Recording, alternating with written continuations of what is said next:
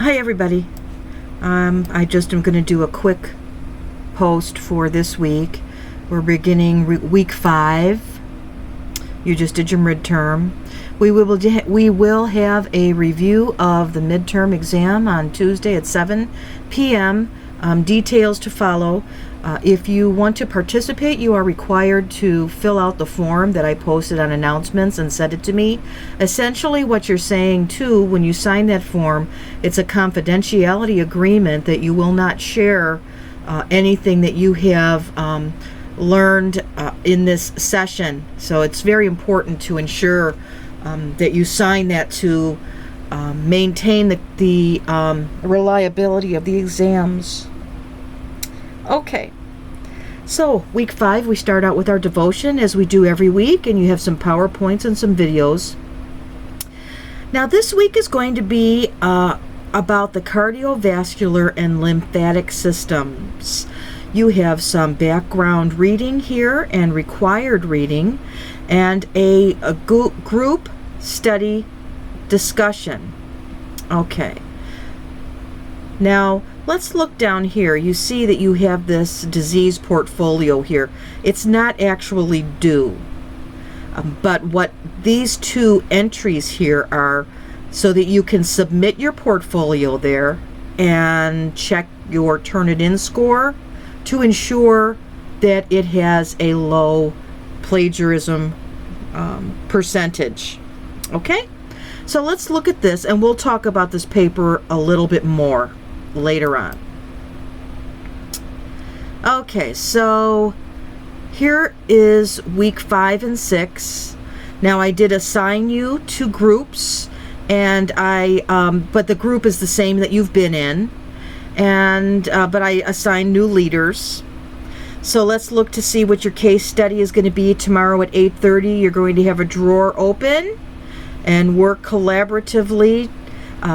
This is the 3rd case that you're working on, so hopefully you're going to be getting a little more fine-tuned as to what the expectations are. You're definitely getting your format looking better, but that's something that continually needs to be worked on. Remember, ultimately down the road, you're going to learn how to write a SOAP note in your documentation, and these are wonderful exercises to help you fine-tune that process. So, the same as always, you're going to get together with your group members. Subjective and objective data. Remember, you're going to start out with your chief complaint. That's the 1 or 2 words that describes why the patient came to see you today. And you begin with all subjective information. Subjective information includes the history of present illness. It includes past medical history. It includes family history, social history, surgical history, medications, and allergies, and immunization status. So make sure all of those things are in your subjective area. If it hasn't been stated in the video, then you can leave that area blank, but I still would like you to write it out so that I know that you understand that if you were doing an interview of a patient, you would be asking them those questions. Objective data is what you see. It starts off with vital signs.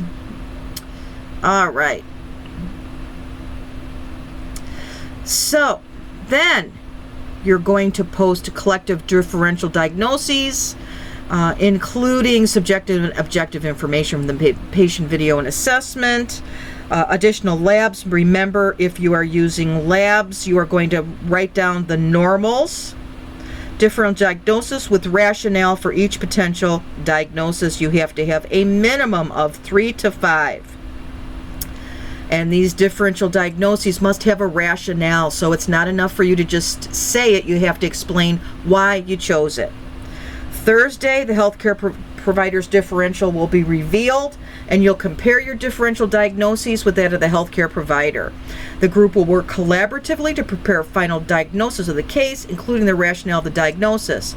Remember, if you do not have a drawer that opens with differential diagnoses, that means that there aren't any provided that week, so just move forward on to the next step. All right, so that's going to be the work for this week.